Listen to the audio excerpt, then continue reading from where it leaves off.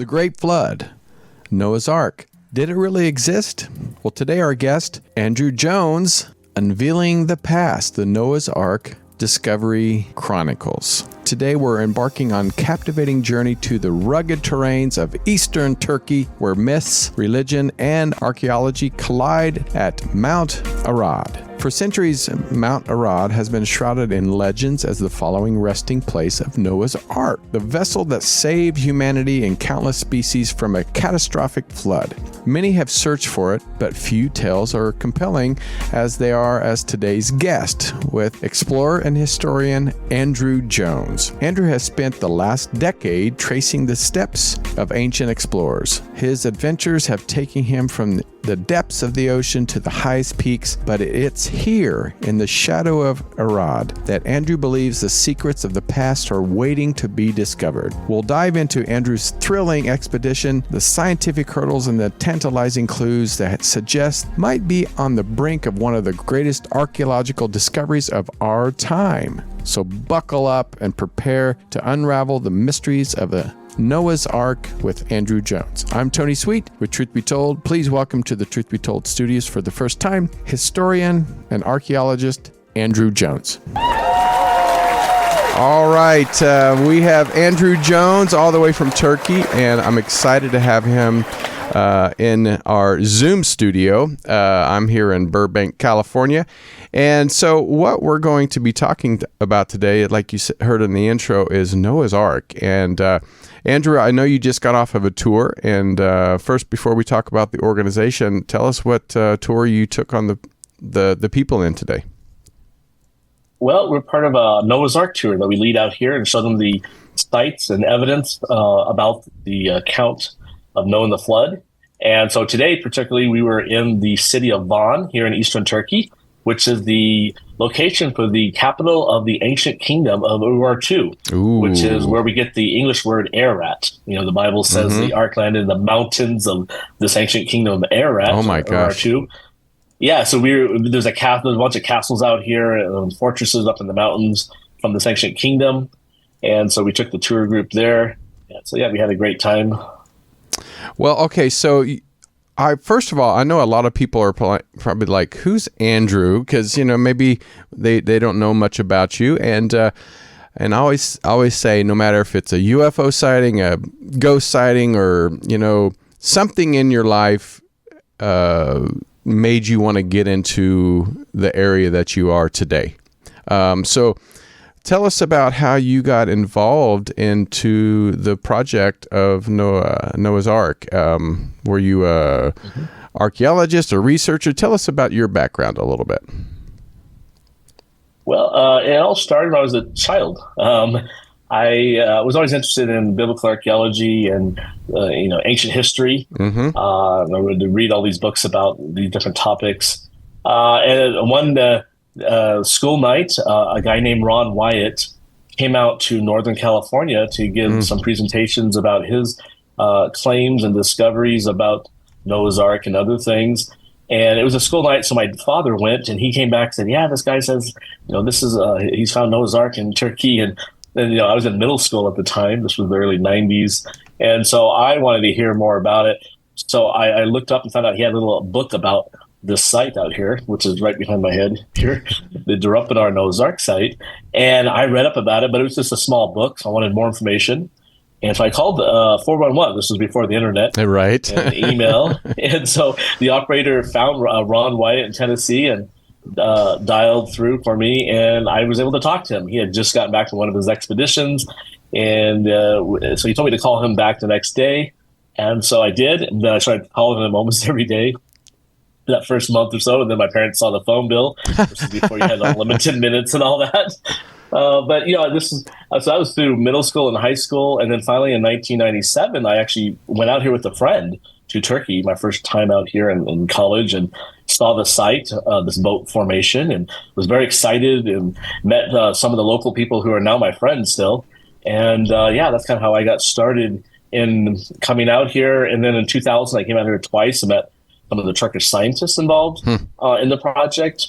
One of them is, who's still alive today, Dr. Salih Burak Tutan, and he's a geologist, and he believes this is a man-made object and not a geological formation. And so all these kind of pieces put me on this path to keep coming back. And finally, I started making longer and longer trips, like 1 or 2 months at a time out here. And then when the pandemic hit, I was actually in Turkey at the time. It's February 2020. Oh, wow. And my friend who was our guide, he was 19 and I was 20 back in 1997. And someone had recommended this young kid, and he spoke English, Kurdish, and Turkish. And so we became friends. And so when I was visiting him and his family in 2020, he said, "Hey, we don't know what will happen with the borders and how long this will go on. Why don't you just stay here? You're 20-minute drive from this the boat formation, and we're interested in doing this research together. Wanted to stay in Turkey." He had a place for me to stay, and so I was like, "Okay." So actually, I've been here ever since. So yeah, that's how I ended up over on this side of the world. Well, that's great, and I think destiny always kicks in and throws us where we need to be. Okay, so let's go back to September 11th, 1959. Mm-hmm. I'm curious because it was a Turkish army captain, and it's named after this army captain, Durupinar, right? Yeah, Durupinar. İlhan Durupinar. So tell us about how did an army captain, may have discovered this, but what did he discover? I mean, what was he looking for, or was it just a matter of just a moment that he said, something's different here? Well, so his job at the time, he was in the Turkish military. Right. He was a cartographer, which they make maps. Right. Oh, okay. And so his job, he was looking at these aerial photographs taken about 60,000 feet in the air by the military planes, and they were mapping out this part of Turkey. Turkey has been a member of NATO, mm-hmm. and so back then this bordered the Soviet Union. Oh, okay. So it was very important for them to map everything, part of their territory. Mm-hmm. And so he was creating these maps and these, the roads and the villages. And as he was looking at this area on the border of Iran and the Soviet Union, which today would be Armenia, he saw this boat-shaped object on September 11, 1959. And this popped out. People say, these objects are all over the place, and they're not. And so this unique object popped out at him, and he was thinking, wow, this looks man-made. It took about a week for this to hit the news. And so I think it was September 17 or 18 that it was in Turkish press, just like a little text, a story in the media, right. No photos. And then by the next month, they actually released one of the photographs, and that was in the Hayat, which means Life magazine for Turkey. And the world press actually picked up in October of 1959 this photograph. And you can see the boat-shaped object that's sitting there in a mud flow, and that's what got everybody excited. And so, who was the first people to go in to this area once they discovered this via aerial? Because what does it take to get there? Because it looks like it's in the mountainous areas. So, what did it take to get there, and who was the first to kind of go in and do the research? Well, so when the word got out, a bunch of Americans were really interested in finding this site and checking it out on the ground. And they wanted to walk on it and see what it looked like. You see the boat shaped in the air. That looks like behind my head. For those looking at the video, you can see part of it going through my skull, right behind me. But it's a perfect boat formation. Right. And so there was a group in America led by a Christian evangelist named George Vandeman, and there was a businessman on the trip, a couple of reporters, I believe. They had a professor from Ohio State University, Brandenburger, mm-hmm. who was a photogrammetry expert, who saw the photograph and said, this could not be created in nature. And he was the one later on that helped with the Cuban Missile Crisis and identified the Soviet missiles in Cuba. So he was well known in the United States mm-hmm. as being a photogrammetry expert, looking at photographs from the air and space. And so they had a number of these people, and then they met up with Captain Durupinar that summer of June of 1960. And all together with the Turkish military being their escort, they went out to this area of Turkey. Now, back then, this was a very remote area. Like the nearest airport, I believe, was Erzurum, which is 4 or 5 hours away. Right. And then from there, you have to drive in. Now, today, you can fly in for like an hour away. But anyways, so this group was able to get out to this mountainous, remote area, just, dirt roads and little villages. And they were able to spend 2 or 3 days on the site checking it out. I'm curious, when you just said these small villages, I'm from Kansas. I mean, it's not originally from Kansas, and there are a lot of native tribes that were in the area, and, they left behind, arrowheads and, pottery that, we've definitely found. What are some of the local villages say about this location? Did they have any, passed down through many generations about potential site of Noah's Ark? Well, this is really interesting because you have a mix. You have names that are used today that the locals don't know why, or that they're associated with the biblical account. Like, for example, right near this site, one ridge over, is a local village. And I don't want to mispronounce the name, but sort of the K. And the site has fossils, but basically it means in English, where the crow won't land. And you remember the biblical account where Noah let out the birds, and they came back initially because they couldn't find any ground. Right. But in regards to a lot of the inhabitants of this area, they came in later, without getting into all the politics and everything. When the Ottoman Empire collapsed and fell apart, and right after World War I, there was a civil war, and there were a lot of people killed.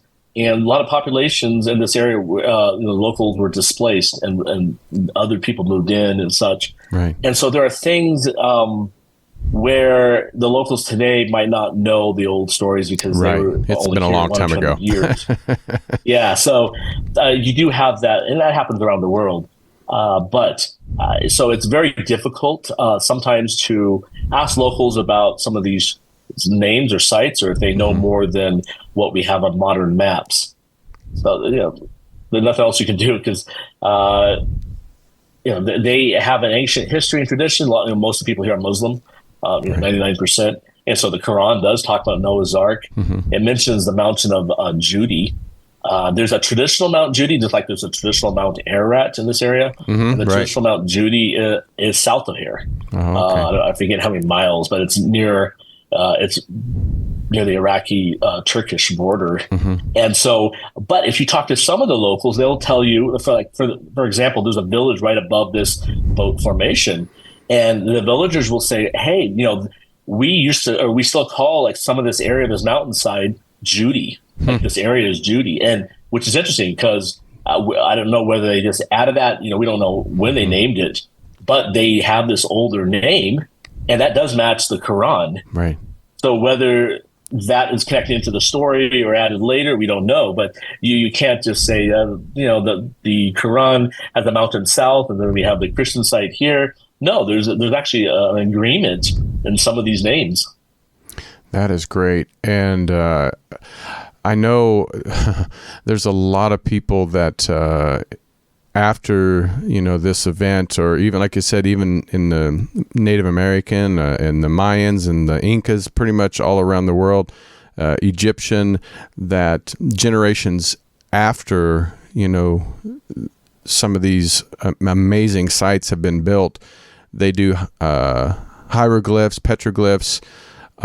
Is there any type of, these type of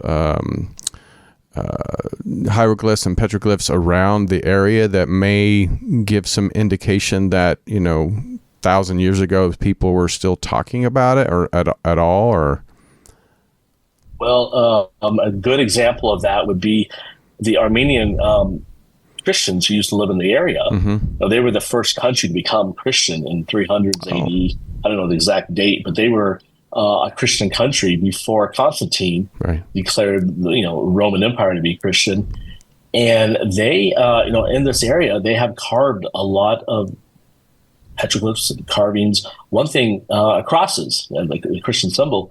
And just about 20 miles to the northwest of this site, there's a village called Arzap, or Saglaksuyu, which is the Turkish name for it. And in this village are these huge stones with holes in them. And there are different theories as to what the stones are. Now, Ron believed they could be drogue or stabilizing stones that you tie to ancient boats to stabilize them in the storm. Right. And on these stones, a lot of them have 8 crosses. Now, some stones have more crosses, and the interesting thing is others have 0 crosses. So, the stones were already there, and then the Christians came along and tied them into the story of the flood and the 8 survivors on the boat, and they carved these crosses. So that's one example of some of the carvings. Now, it's interesting because I was just chatting with some friends like an hour before I'm talking to you right now, and I showed them some photographs where we had found this carving. We don't know how old it is, but it's basically of Noah's Ark. It's a boat. And there's no lake around here like near the Ark site. There's no body of water for a boat. Yet here's a carving on a rock of a boat with a traditional hull shape, and looked like a little house on top. So Noah's, the story of Noah and the flood, and they had 3 decks inside for the animals. And so here is, we don't know who did it. It might have been the Armenians, or it could be older. But you are finding these interesting petroglyphs in the region around this boat formation. That's amazing. I mean, I would love to be able to go over and see the area. A lot of the sites that even in America and in, Egypt, they get covered, after a couple hundred years, the soil, wind, and even erosion does affect a lot of these sites, or get covered over with sand or dirt. So I'm curious about how this was preserved so well, if it is the Ark. Was it covered, and was there a avalanche or water eroded some of the dirt to keep this formation in the view? Yeah, that's a very good question, because if you look at other archaeological sites where they're excavating ancient boats, right, it's very similar to this. We have a little chart, which I can send you later and you can use. Oh, I love it. Basically, a friend made it. And what it shows is different angles and views of the Darupanar boat formation, which we believe to be buried remains of a boat, a Noah's Ark. And it compares it to other sites around the world that are either ancient decaying boats, submarine, like in the water, or on land, like Viking burial ships or Roman ships that just happen to be near what used to be water, and now it's dry land.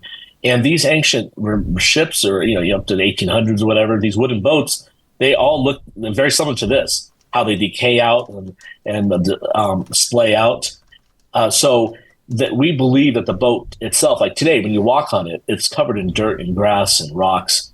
But we believe from the scans that you're seeing these patterns and layers below the ground that suggest it's more than just a natural rubble or rock. And so obviously something came down and covered it over time. So as the boat decayed, now Ron White had a theory that an eruption nearby brought it down in a lava flow, later decayed out and became a mud flow. Others said it was just a mud flow. But either way, you do, yes, have this dirt layer that covered it up. And then it was in an earthquake earlier. The locals say it was in the 40s. It's hard to know when because we don't have data for it. But in this area, if you look at an aerial photograph of the general area where the boat is in, right now it's in a decaying mud flow. Like the photo right behind you that you have, this decaying mud flow where you have it's all broken up with ravines and rocks and dirt. Before that, in the 40s, before the 40s earthquake, it was smooth and they farmed it. It was a grassland area. And then it kind of liquefied and became this unstable earth flow. It was probably the more correct term. And then in 59, when they finally photographed it, you could see this boat shape sitting in this earth flow. Well, if you compare the 59 photograph with today's drone photographs I've taken, you can tell even every year when I'm down there, you can see that the earth flow around it, the spring rains and storms, you get covered in snow up there. The earth flow changes, but the boat formation is still the same shape, length, width. And so there's definitely something inside it that's stable, that's holding it together, that the dirt has covered, but the dirt all around it is unstable and has changed over all these years. Well, and that leads me, you were talking about size. All right, so I'm looking, the Ark is 300 cubic long, 50 cubits wide and 30 cubits high. So measurement, does it fit what these measurements mention in, the Noah's Ark size?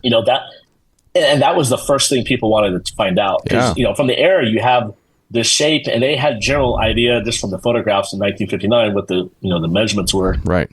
But when they got on the ground and measured it, it turned out to be exactly 300 Royal Egyptian cubits long. Oh, wow. And why that makes a difference. There's actually many different cubits. But what we know is that in the ancient world, especially during this time that Moses was writing these books in the Bible and during this late Bronze Age period, was that the Egyptian measurements was the standard, like the metric system is today outside the U.S. Back then, you had the Royal Egyptian cubit, which is about 20.6 or 62 inches. And so if you times that by 300, then divided by 12, you get 515 feet. And that's exactly the size. In fact, we had a tourist from Texas come out here. He wanted to measure it himself. He said, I know everyone's done it, but I want to do it. So he brought a super long tape measure, and this was 2 summers ago. Yeah, and he measured it, and we haven't filmed it yet. It was 515 feet long still, hasn't changed the length. And so the width matches. Now, in regards to, the length matches. But in regards to the width, 50 cubits, that's one we can assume. As you look at behind me, you see this bulge. It's kind of bulging out in the middle. And just like ancient ships, wooden ships, when they decay, the rib timbers fall out, and the ship becomes wider. Right. They call it splaying. And so you do have it a little wider than biblical account. Now, because it's ship shape, others have pointed out that if you do an average, if you put the sides back in, and if you do an average, then the ship itself today, that shape fits the 50 cubits. In regards to depth, now it's a decayed boat, so we don't know, the roof is gone or whatever. No, we are seeing layers below the ground. Now, John Larson, who did the 2014 scans, using electrical resistivity to map out what was below the ground, he concluded that the height listed in the Bible is the internal measurements, being like floor to ceiling for each of the 3 floors, or the 3 decks. And so when he was adding up what he was seeing below the ground, the floor to deck, assuming those layers are the decks of the boat, then he was getting what it says in the Bible for the height, which is interesting, because maybe Moses was writing about the capacity of the boat versus the external, like hull-to-hull measurements. And so, the measurements, especially the length, exactly what's in the Bible. And so that got more people excited, and that actually brought in, like, for example, when Ron Wyatt came in about 20 years later in the late 70s, he got involved, and he did his own measurements too. And so everyone's been measuring it, because no one has excavated it, but people have been doing like this non-destructive scientific research on the surface of the boat. Well, I mean, if I'm going to show a picture for everyone. So this is a meteor. So when a meteor hits the Earth, it's not necessarily the size of the hull. So the boat itself, or the layer of this potential site, is not necessarily the boat. It's when the boat goes into the mud and it pushes the mud, right? So, and then that turns into the rock, or So is that right? Yeah, well, that's a possibility in the sense that what you see is what the boat. One person believed that when the boat sank in the mud, it formed like the outline of the hull, basically outside hull. The only key difference that we're seeing is that we are seeing internal deck. So this is what we're seeing below the ground here. These right angles. Right. The new thing I would like to mention is that we had our 2019 radar reanalyzed, and it's showing a central hallway about 4 to 6 meters down that you can actually walk. Like, it's still not full of mud, and it leads to a central cavity, maybe an atrium that went through all the floors to let in light and air. Some really fascinating things were shown from this. But so what that would suggest, though, is that the boat itself is actually buried below there. This is not just the shape of the outside, like the hull sinking in the mud. But this is maybe the top of it. So they haven't. The top deck. They don't dig down. They don't.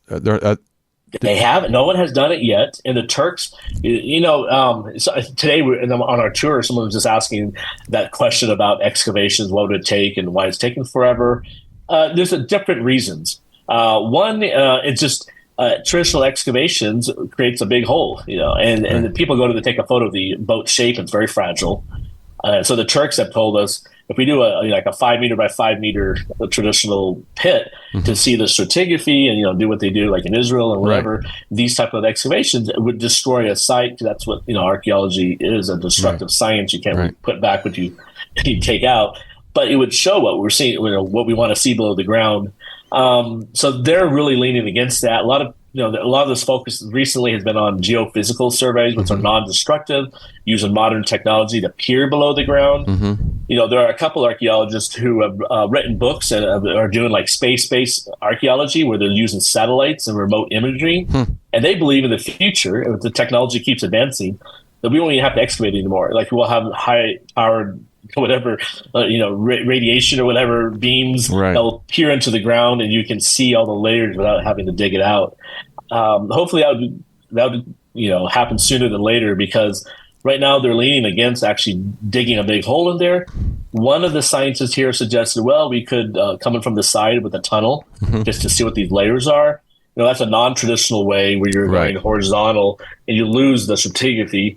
But the other thing that they could do, and they have not done, like a complete survey using core drilling, which they use in geology. They also use in archaeology, and you have the 3-inch hole or so, and it will drill down, and you'll pull out a column of material, and maybe that will tell us what are these layers we're seeing on the scans. And so that'd be a one way, and it wouldn't destroy the site. So we're hoping they could do that sooner than later. I don't know if they'll get to it this summer, but that is something we've been pushing that the Turkish archaeologists would do. Have you ever, I'm trying to think of his name real offhand. What is his name? He's a forensic geologist. Scott Walter. Scott Walter, he's a forensic geologist. He had a TV show called American Unearthed. And so have you ever had someone like that come in and try to test these rock formations and because I couldn't imagine wood from how many thousands of years ago to even still be around with being washed away and mudslides and everything else. Would there even be wood left over from that era? Well, here's an example. In 1979, there was an earthquake that dropped the sides away and left, kind of popped out the boat. And so when Ron's second visit, he saw the boat formation kind of sitting there, what it looks like today, kind of above the mud flow. Right. But there was a crack down the middle, and he was able to peer down the crack, and you can see the remnant is filled in today, but there's kind of a depression. Especially, we have some photos recently of the snow, because there's still snow up there right now today.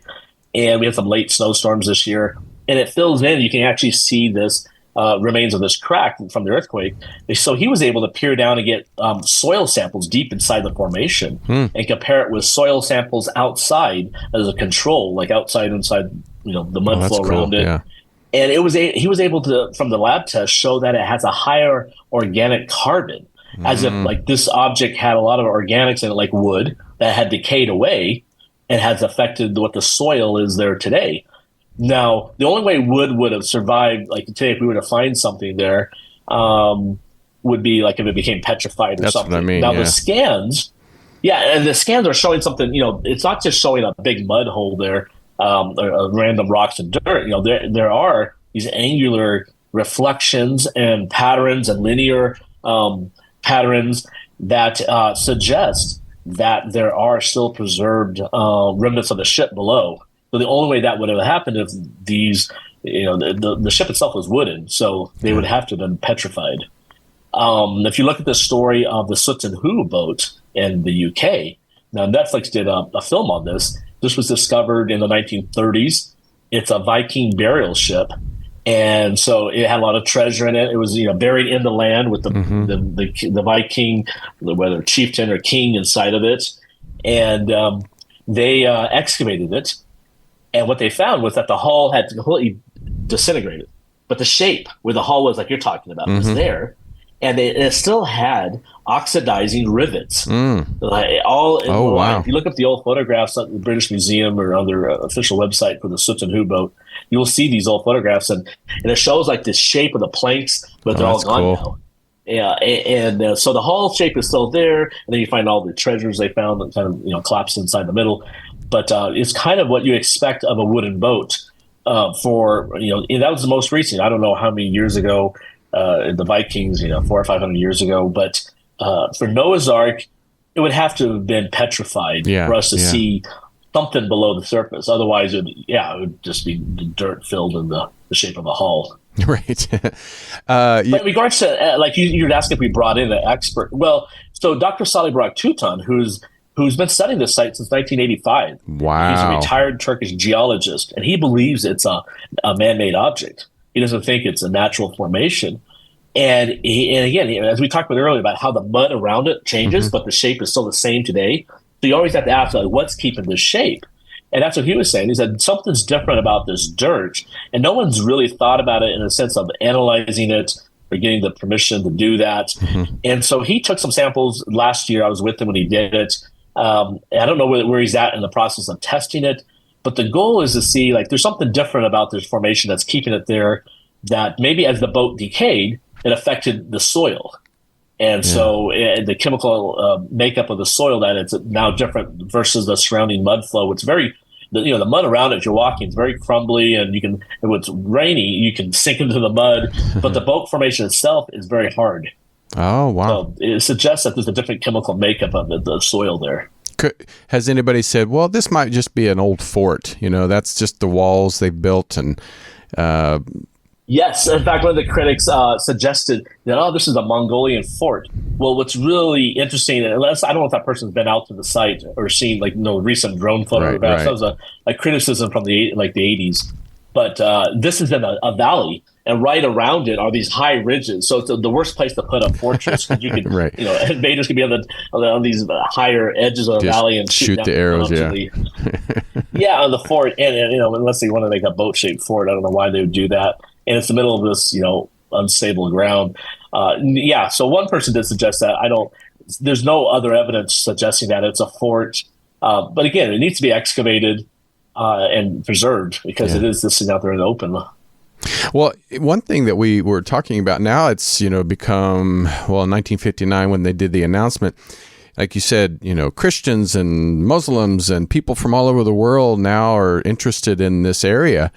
I know even in Arizona, in the petrified forest, they say don't take any petrified wood. How do you preserve, if they're trying to do research and possibly excavations and all these things, how do you preserve evidence since many years that it's been open to the public and you can't stop people from taking it? How do they preserve that? Well, we don't have massive tourists come out here. We do have every summer from around the world. I met people from different countries out here. And to go down there, the locals watch. They don't want the site destroyed. They make money from the tourists. Yes. So the one guy who manages the visitor center, he's watching out. Now, I have heard of people who've dug on it, like on the edges, and sometimes you can see, like on the very edge, like a hole dug, and you're wondering, like, okay, who did this? If more people did this, yes, it would be a problem. Now, the Turks, this is government land. So around it's private land from the village nearby. But where the boat formation is and their visitor center, that's actually the Turkish government land. And we talked to some of the government employees who were involved in the national park system a couple of years ago. And they were talking about that the plan is to put a fence around it and to actually, physically limit people. Right. It's actually more than just people walking on it and doing destruction. They have the sheep, hundreds of sheep, and they'd come through and they're forming trails around where the object is. Like in this area, they'd come up, and sometimes they go across. If I can point out, they go across like this end of the boat formation, and it's actually wearing down the shape. Sadly, where they're forming these sheep trails, and when tourists walk out there. But yes, they have plans. I don't know why things are so slow, but who knows when they'll put the fence up. But that is something they're discussing. As somebody has been there many times, when you walk into churches or ancient sites, you get kind of an overwhelming feeling. Like some people will call it a connection to God or a spiritual, overwhelming feeling. What is your take on it? I mean, could it just be excitement, or is there actually something that when you approach this, that it's like a feel that that this is a historical holy site in a way? Well, from just without looking at evidence, just like a feeling. I know every summer, especially when it's warm, I go up there, especially on the weekends. I live in the city nearby, the town of Noahs.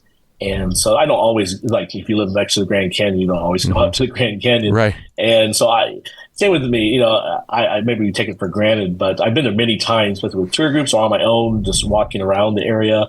But in the summer, I would go out there on the weekends and just sit with the guy who manages the center. We just drink chai, like the Turkish tea, and relax. It's very peaceful up there. That's one thing. I don't know, just because you're outside the town, right? But it's definitely you do get a feeling of peace. That doesn't mean it's Noah's Ark, but there's right. definitely something that's there that draws you into it, that draws you to the site. And I know I've seen from my tour groups, whether it's just people are emotional and some aren't, but there have been tourists who've gone to my tour groups and they first see it, they just start to cry. And they have tears and they just sit there in awe and they're silent for a while. So it does have that effect on people, not everyone. But for me, I'm very factual and logical, and so I have to, I want to go down on the site and try to find something. Right. And so you get more involved with that versus just sitting there, thinking about what this could represent. The oldest man-made object. This is where civilization restarted after the flood. But I do know, being there in the summer months and just sitting there and having a cup of tea, it's a very peaceful area. So, I mean, it doesn't even have to be for Christianity, for Christians, but what is the significance of knowing for sure that this is Noah's Ark? What would be the significance to the history of just mankind itself? Well, for one thing, if this is proven to be Noah's Ark, which right now most people believe is a fable or just myth, a story, right. It would change our understanding of ancient history. And that if you're taking the biblical story, then it does point out that a global flood destroyed the earth, and according to the Bible, it was because there is a God. Mm-hmm. That would affect people who might not believe that way or have a different concept of God. But on top of it, there's also a connecting piece where it kind of brings everyone together in the sense that we were all on that boat, if you think about it. Like, everyone came from Noah. If him and his family were the only ones that survived. In fact, a Turkish cinematographer who made a 20-minute film, he interviewed all the original Turkish people who Durapanar, when he was alive. He interviewed Araguler. His name is Cem Sürderson, and he lives in Istanbul. So he made this independent film promoting the Turkish history of the site being discovered. And one of his books is titled in Turkish, like, we're all on the same boat, basically. Right. And that's the title of his book about this. And it makes sense, And in fact, when I was up there one time, a general, they wouldn't tell him exactly his position or what agency, but he was in the military or the security service here in Turkey. He came in from Ankara. And so they had all, before he arrived, they had all these security people show up, and they had their massive weapons, right. And they're like looking around the countryside to make sure there's no terrorists or whoever. And then finally he shows up with his son. And I remember him, he asked me some questions about it, like, why do I believe this is Noah's Ark and what's the history about it? He spoke, broken English. But one thing he said is that this is our common ancestry is right here. This is where we all restarted.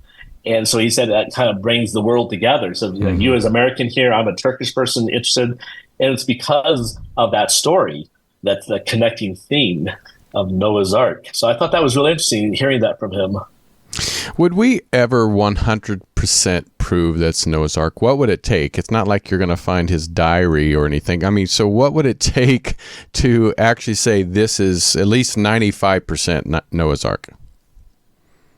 Well, yeah. So the first thing, because the biggest criticism that people say is that it's a natural geological formation. Right. So if you were to disprove that and prove that it's actually an ancient ship, then you're basically you're very close to saying it's Noah's Ark, because you're looking then at a ship that is the dimensions of in the biblical account, at least, and it's nowhere near any ancient or current body of water, but it's up in the mountains. And so you're kind of left with the conclusion that, okay, it has to be Noah's Ark, even though, as you said, we haven't found the diary, or we didn't find like a plaque on the boat that said Noah's Ark. Sons. Yeah. So it comes down to proving that it's an ancient ship that's buried there, whether that's by excavations or core drilling. There's more has to be done to prove it there. Some people, they're gung ho and they say, this is it. I'm not 100% there on that. But to me, this is the best candidate until someone shows me a better Noah's Ark site somewhere else in this region of the world. Then this is the place I'm focused on researching and more positive about. And so, yes, there's more research, especially under the dirt, that has to be done versus just scanning it and measuring it from the surface. But yeah, if we could get to the point of showing that it's a boat, then I think that kind of wins the battle, whether it's Noah's Ark or not.